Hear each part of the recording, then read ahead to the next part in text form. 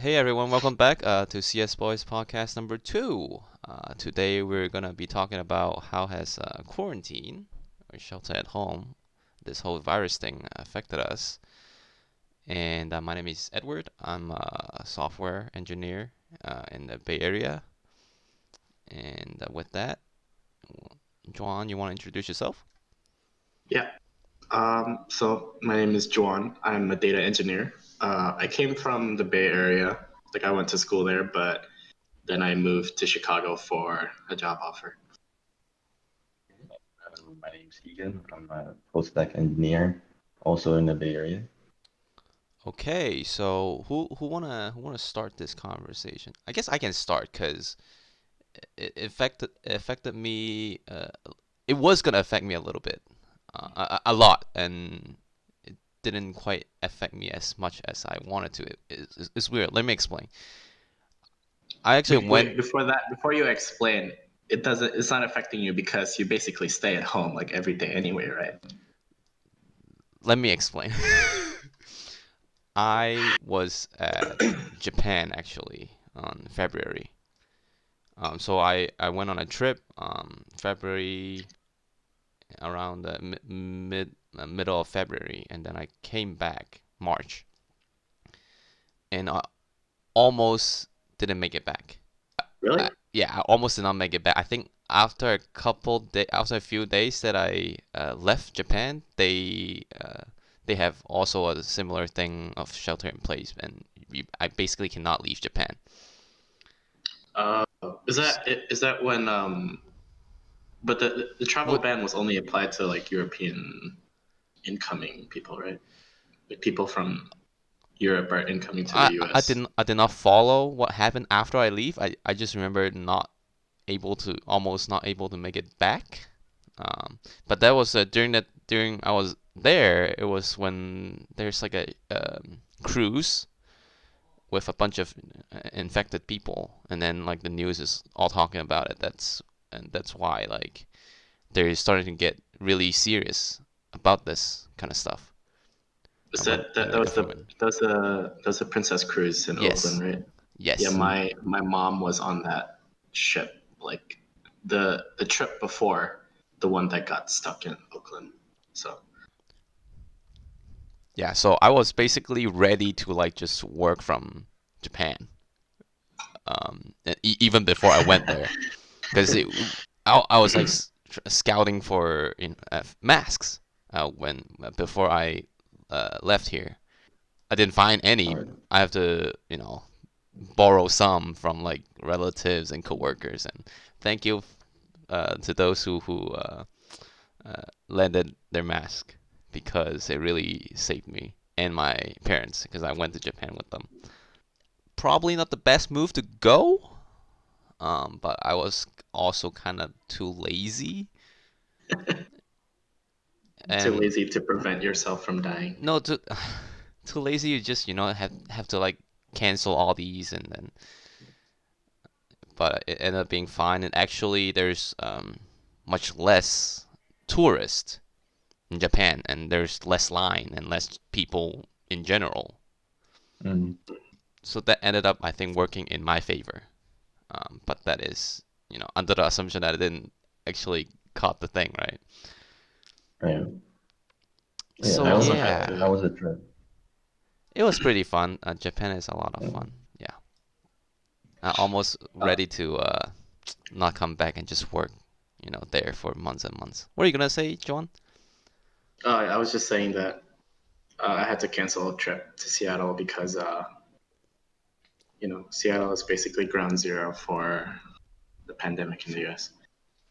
But getting back to how the pandemic has been affecting basically the life of software engineers and other engineers, work from homers. I don't know. Would you guys say that you like working from home? it's kind of weird for me because initially, I'm pretty sure it's like most of us, like there's a lot of getting used to, like working from home.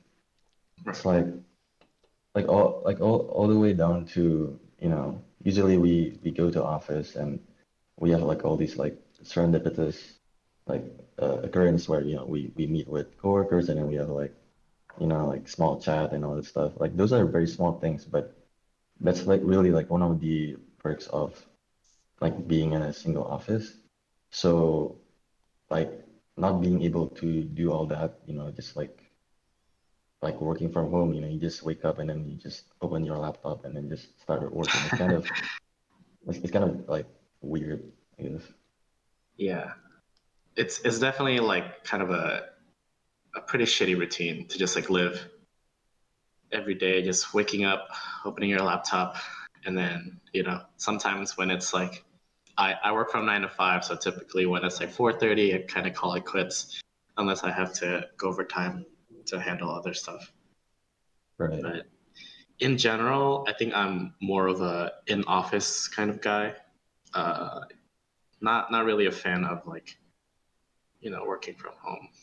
To begin with, I never do that pretty often when there weren't any like stay-at-home orders.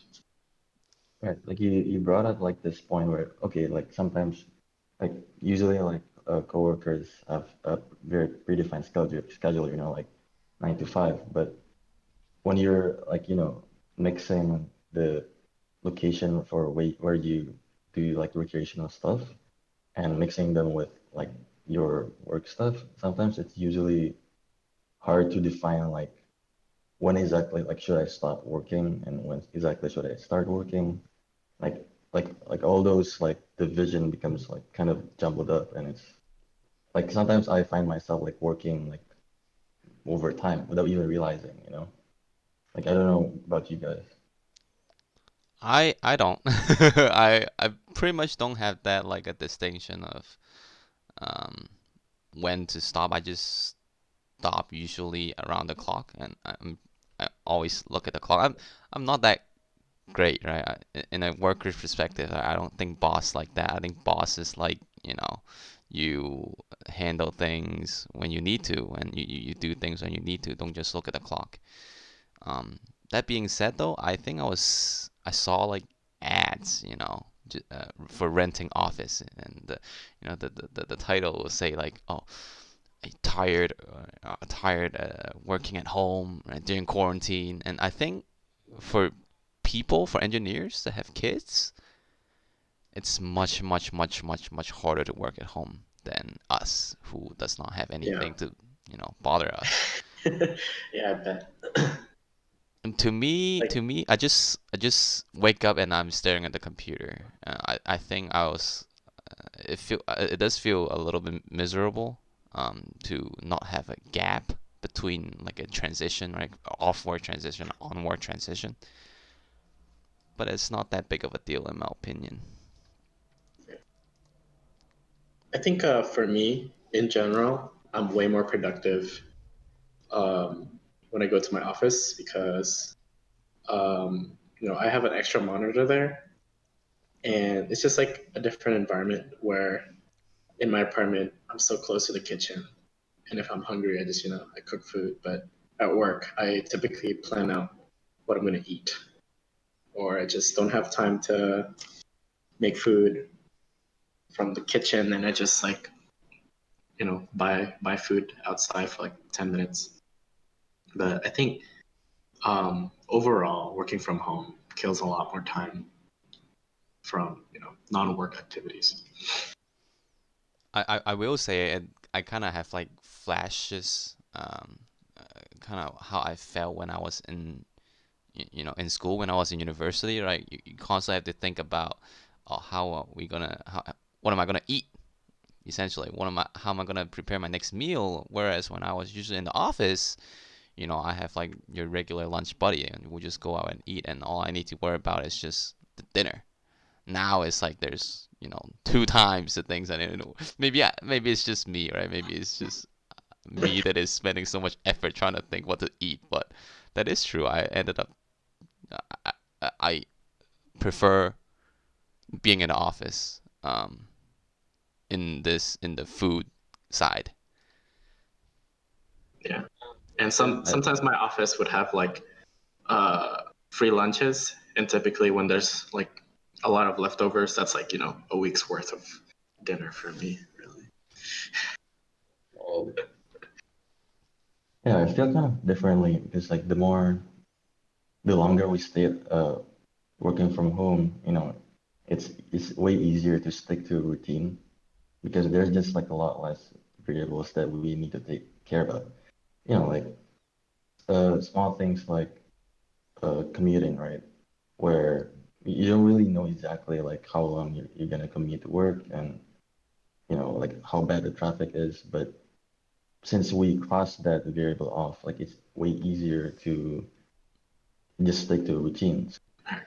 So should we talk about how the pandemic sort of like affected uh, you know, office life or the lack of an office life? Because I think a lot of students in school, they always sort of fantasize about working at a tech company with like, you know, and they could have that lifestyle of day in the life of an whatever engineer at Airbnb and Facebook and etc.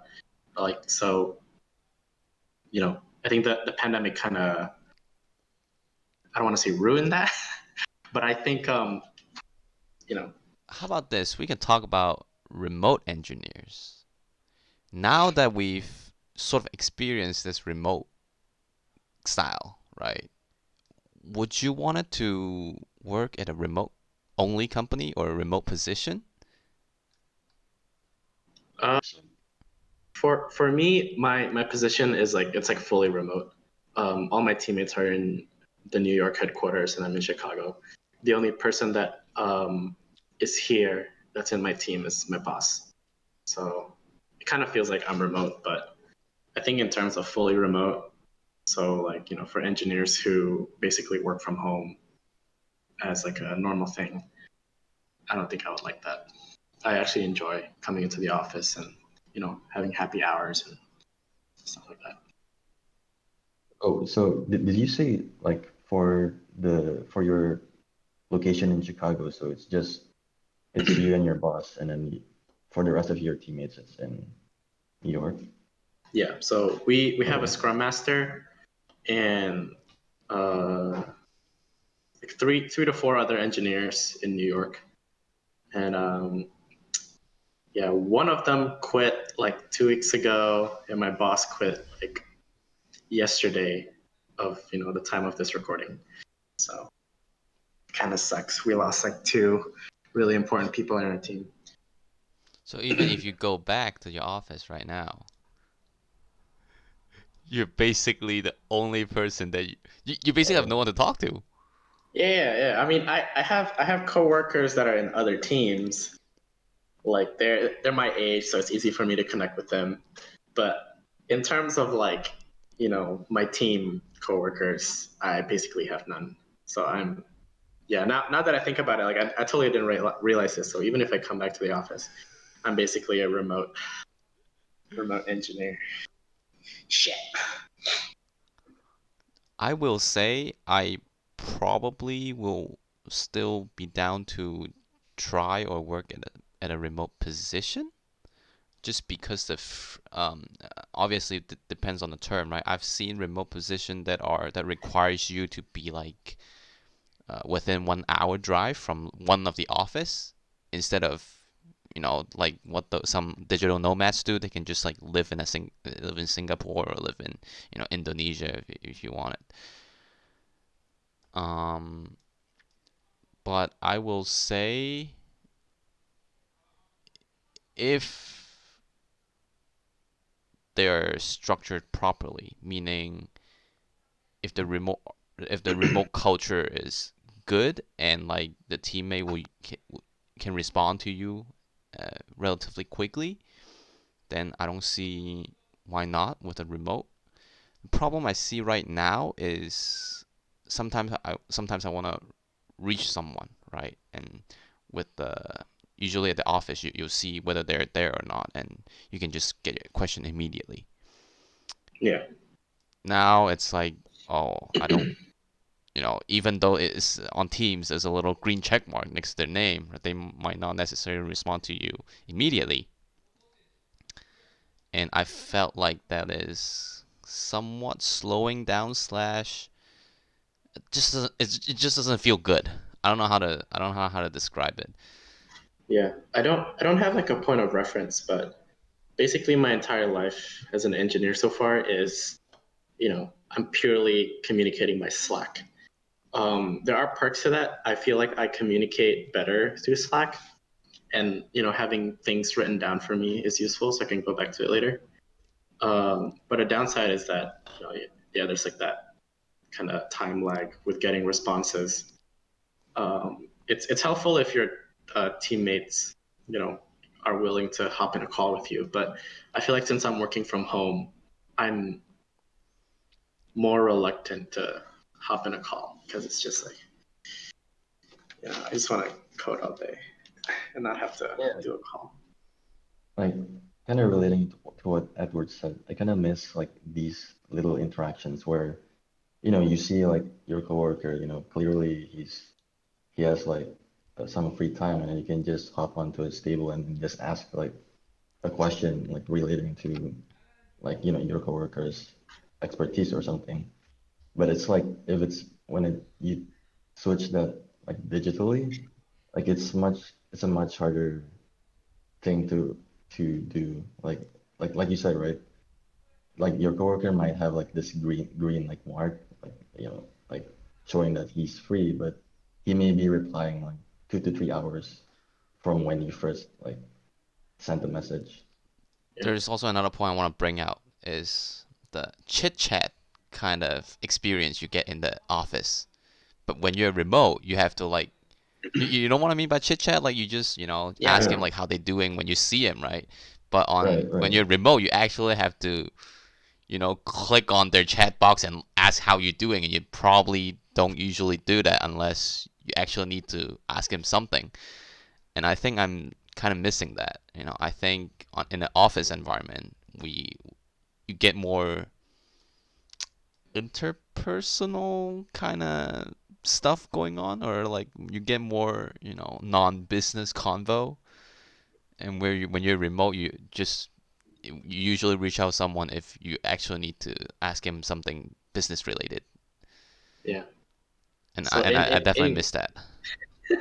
yeah, in conclusion, quarantine makes us go insane and socially deprived. The, yeah. So there's also the question of it's what we're facing right now. It's not normal, like regular remote work. Because, I mean, relating it to like this whole digital nomad lifestyle, an actual like remote work is you're not stuck at one place. Like you're not stuck at your apartment. Like you can, you know, like go to a co-working space, or you can go to a different city. Like that's like the whole. That's where doing remote work becomes super appealing, and we're not really feeling that right now. So, like 3 months in this quarantine, like I cannot really answer whether I want to stick to remote work or actually go back to my office. So I don't know about you guys. What do you think?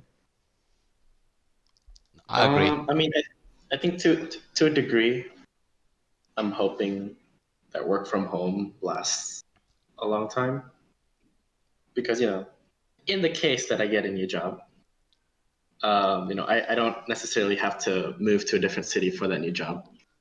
I can go back to California for maybe a job in some other state.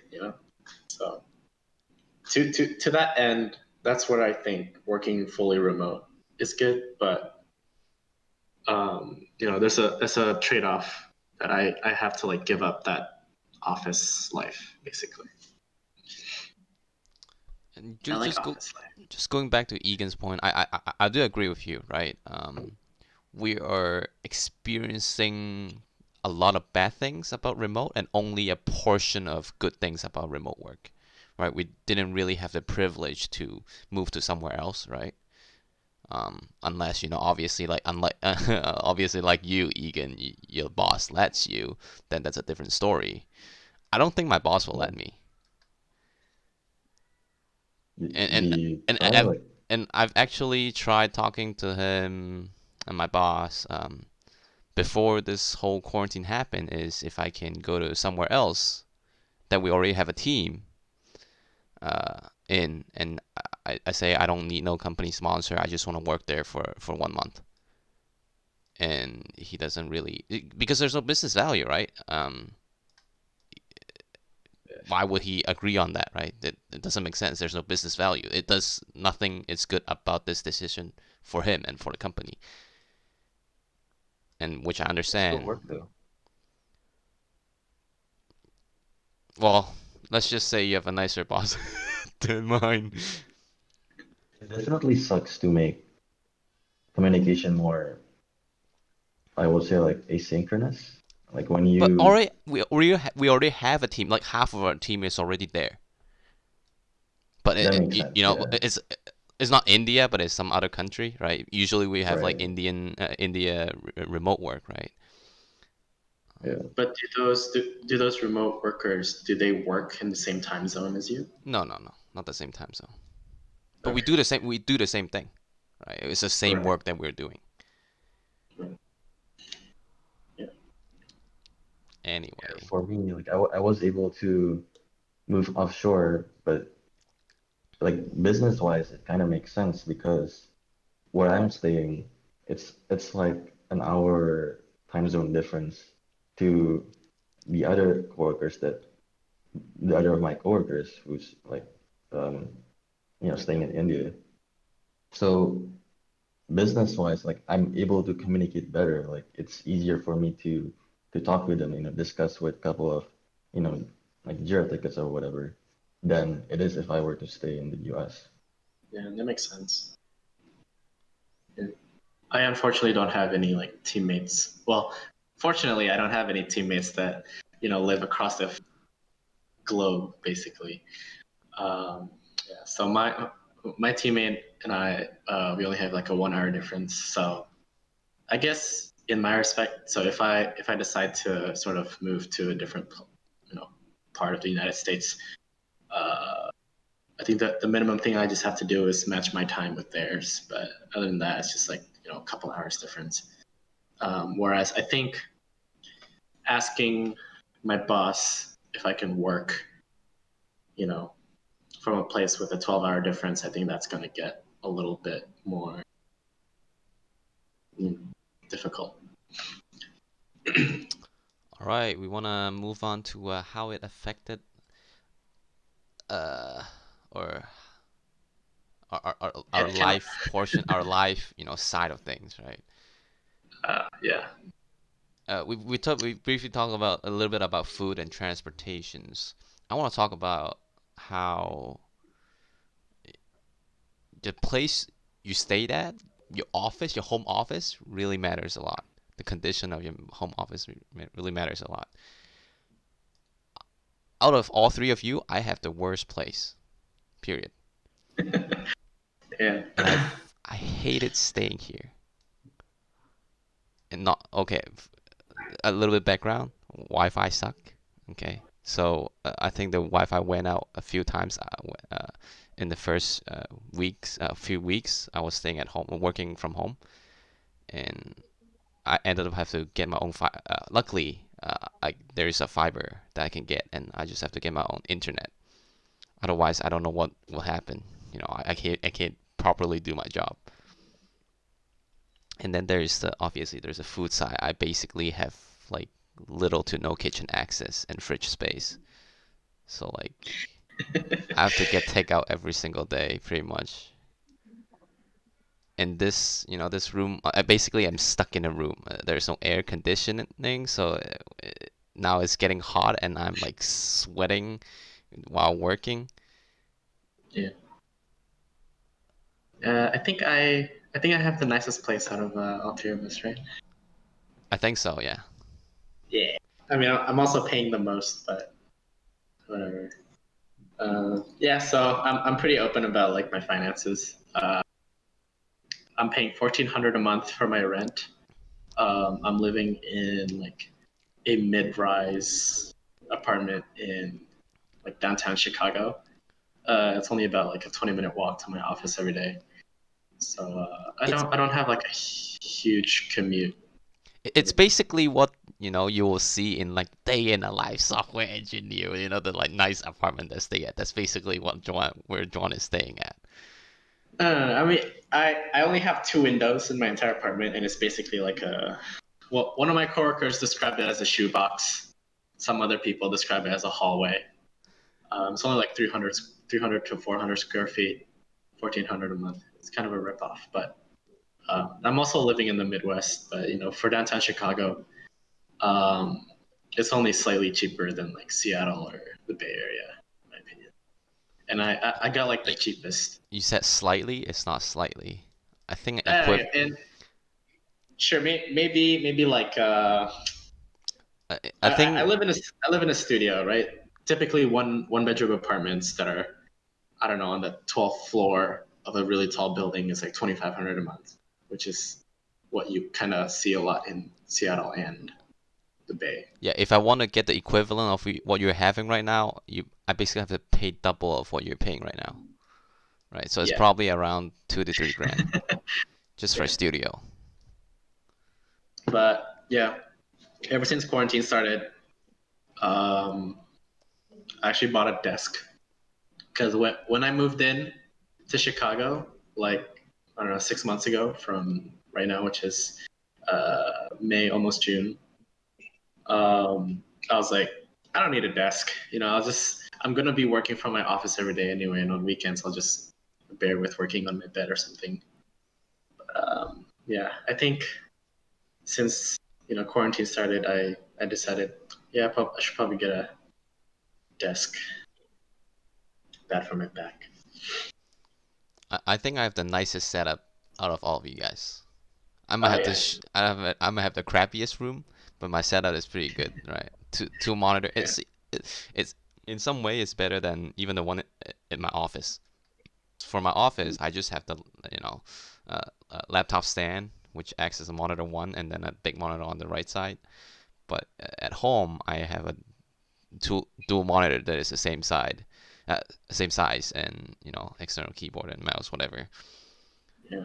My office setup is I have a desk that's like longer than my arm span. So I think my office setup is kind of hard to beat. I have a pretty big desk. Yeah, one How one about of the yours, things Egan? yeah, one of the things I regret the most before this whole shelter in place thing is not bringing like my dual monitor back to my home and just keeping it in my office. That's Oh like yeah, I brought home yeah, my monitor from my office. yeah, that's also what a lot of my coworkers did. Yeah. And yeah, I have an extra monitor, but yeah, like that one more extra monitor like really helps. But yeah, like I in terms of think my yeah, I was just saying that I think some of my coworkers asked the CEO if we could if the company could expense like buying like office chairs for home. So um, CEO was like, nah. There are actually companies that are doing that, right? They will Yeah, offer you some money just to improve your home office space. My I read company that didn't. I My read that Google is offering like $1,000 to employees Yeah, for like a home office. my company just lets you go back to the office and get whatever you need, but sorry, no home office improvement for you. Can you roll out with like your desk or your chair or something? I think so, yeah, I think so. Oh, I I can't even do that because I've never. So this is a little bit background story. I actually my company actually moved office, and I have not seen the new office yet. So they moved right when I went to Japan, and I don't even know where the office is if I wanted to go back to get something. Anyway, that's a right. side story. Well, at least your company's growing, so it's not a bad thing that you don't know where it is. You can probably Google it, right? You can just drive up. Oh, you don't have a badge, probably, huh? I don't have a badge. I don't know which floor it is. Yeah. Speaking of company affected, how have your company do anything to prepare for this pandemic? What have your Yeah. company done to prepare for this pandemic? Um, my company, I won't name where I work, but we had to do a 10% headcount reduction, furloughs, aka layoffs. Yeah, I don't know why corporations use the word furlough. I think that the definition behind that is we're gonna fire you right now, but in case things get better, we can come back. But like who knows when that'll happen? And people need jobs, so they're always gonna be looking for I'm gonna new ask a dumb question. What does it mean by low? layoff. Yeah. What do you mean low? Like, does it mean that they actually still keep their job, but they are not getting paid? Oh no, furlough basically means like you're off like the company like payroll. You're not working. I think what my company did was one day we woke up to an email, and then basically CEO gave a description of what happened, and then like why we're doing like a 10% headcount reduction, and there was maybe like three words in the whole email in bold saying your position will not be affected or something like that. But for those who are getting affected, that bolded little phrase will say your role will be impacted. And then yeah, it's kind of a crappy way to go, in my opinion. Instead of like, I think maybe employees deserve like a phone call at least. I mean, I don't know what happened to them, but an email is kind of, in my opinion, not a very good way to let employees go. And yeah, so the morning of that day, whoever got furloughed or laid off, basically, their Slacks were deactivated, so they couldn't say goodbye to their coworkers. And we had no idea who they are. I just basically went through the Slack channels and see who got deactivated. Yeah. That is a smart way How to figure that out. Yeah, but I think the engineering department, for the most part, were pretty safe. I think a lot of unnecessary, or I don't want to say unnecessary, revenue ineffective parts of the company, that sort of stuff gets cut. So things like facilities cost, like people who maintain offices, like snacks and stuff, and then I don't know, maybe assistants for like VPs, they were laid off. Yeah. I think my company, at least, we're still investing a lot in the engineering department because that's what drives most of the revenue.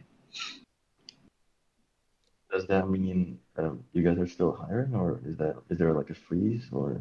From what my boss told me, we're putting a hiring freeze on some departments, but we're still getting like contractors. We have a lot of contractors for our engineering department. So I think we're still hiring for those. I think a few days ago, maybe like 2 or 3 days ago, we had a new contract worker, like a QA engineer. He just started like a couple of days ago. So I think we're still hiring in engineering because there's still a lot of seats to fill. And yeah, I think our company is also going through some growing pains. So we need resources, especially since my boss and a really, really senior engineer left in the past 2 weeks. I can talk about mine real quick. From what I know, there isn't any laid off. But the one thing that did sort of affect me is the referral bonus got cut in half. Oh, Yeah, Yeah, so yeah, it was a couple grand, I think, and then they divided it in half. right. And there was also a hiring freeze, but we just have one guy left, and then we made it that they Yeah. made an exception for our team. My company is also like basically putting pauses on bonuses and promotions for now, as well as cutting like 401k match. I think that's supposed to be like a nationwide thing, isn't it? Are your 401k still Oh, mine does not have getting matched? matching. Uh, yeah, so I paused that stuff a couple days ago. Yeah, okay. And in a similar situation with Juan, like same thing with the 401k. Mm. I think in a combination, like, yeah, as mentioned before, there are a couple of coworkers who work offshore, so it's not only the US. And so there's like different adjustments, I would say. Like some of them is, okay, instead of pay reduction, you're like suggested to get like a unpaid time off for a set period of days. Although like you're able to opt out of that adjustment, um, but yeah, Yeah, I need to take more PTO. I think after I get through this big project, I'm just gonna take an at-home vacation. I've been working nonstop every day. Kind of need a break. All right, with that, you guys want to talk about our one last thing that I don't think me and Egan have much thing to talk about, but just Juan have like any something to talk about. Oh, what are you talking about? but Your love life. I You've love been life. you've been staying Quarantine. with your girlfriend for a while, right? During this Yeah, quarantine. yeah. Is the relationship gotten better or worse, do you think? Uh, well, for the record, she's like right there. But I think it's getting better actually. Like it's been good for the relationship that we're around each other more. I know for some people that doesn't really work, especially if you're just starting early in your relationship. But I don't want to make this an episode about relationship advice, although a lot of engineers might need it. No offense. Just kidding. Yeah, but since the beginning of quarantine, I've sort of been moving back and forth between my girlfriend's apartment and my apartment. Currently, I'm at my apartment because it just makes more sense for us to be here right now. Um, yeah, but it's not terrible. I think maybe some. I think a lot of couples out there are actually doing the same thing, where like it's quarantine, everything is from home, so it makes sense to just like live together, right? Instead of um, I think typically before quarantine, I maybe met up with my girlfriend maybe 2 times a week on weekends. So What now it's like it just doesn't make sense to take the train and take public transportation and risk going outside. won't you guys have this like, oh, there's like too much of each other moment? Uh, yeah, yeah. I mean, it's understandable. It's like it's common among everybody. I think it happens to a lot of people. It seems like you just don't want to talk about it, huh? Mm. You know, you can close the podcast if you want, right? If you're not Uh, getting too comfortable. no. We're good. We're good. telling the truth. Sometimes yes, but overall, not too bad. Also, it like doesn't make me miserable from being alone 100% of the time. So, yeah. By the way, not sponsored, but I think Tinder is offering like a passport feature for free, where you can basically change your location to anywhere in the world. So if whoever's listening, if you have time and you're single and you're lonely, get on Tinder, change your What? location, talk to interesting people around the world, you know. That's kind of a Yeah. weird thing that they have to put in. I don't know. Why would they do that? I don't know. I mean, it's probably good PR, right? You know, just to sort of respond to the pandemic in some way, right? But doesn't that just means there's gonna be more not so serious people, right? Now that they have this sort of feature to just, talk to whoever. I mean, I think Tinder's goal is not to get people hitched up. I think Tinder's goal is just to have as many daily active users as possible. What you do offline, I think Tinder could barely, give a rat's ass, basically. Like, I don't think Like they a lot, care what you do. like a lot of dating apps also start to have this video chat feature where, like in the past, there has been a couple of applications which kind of does this, but like not anymore because usually people think it's borderline creepy, where it kind of makes sense to meet in person first, but because of this whole you know social distancing thing, it kind of makes more sense for people to get like do like a small like vibe check, by using like video calls. I don't know if this is gonna be like a normal thing in the future, but it's just pretty interesting.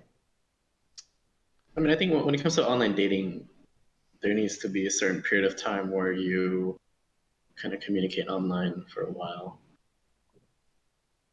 I think having a feature is better than having not having that feature, right? It's just an option, right? Yeah.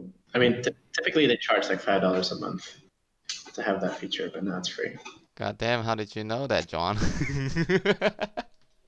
Uh, All right, with that, I I wonder. think it's almost with that, thanks for listening or watching our podcast number 2.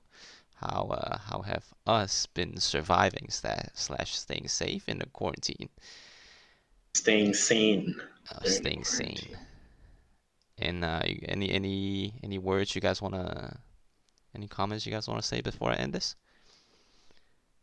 Um, yeah, just if you're at home, you're going batshit crazy. Just know that maybe your coworkers are doing the same thing or they're feeling the same way. Um, what I usually do is schedule online happy hours with my coworkers. Just to have more of a online human interaction since it's lacking nowadays. So good way to get to know your coworkers and also just you know keep yourself from going crazy and a total hermit digital nomad. So, yeah. Egan, any last words before we stop? Nope. Nope. All right. Thank you everyone for watching this podcast. As always, stay safe during this quarantine, and we'll see you guys next time. Ciao. I'm on my own, broken alone. I feel the rain crashing down all around this empty town. I'm searching for the lost and found.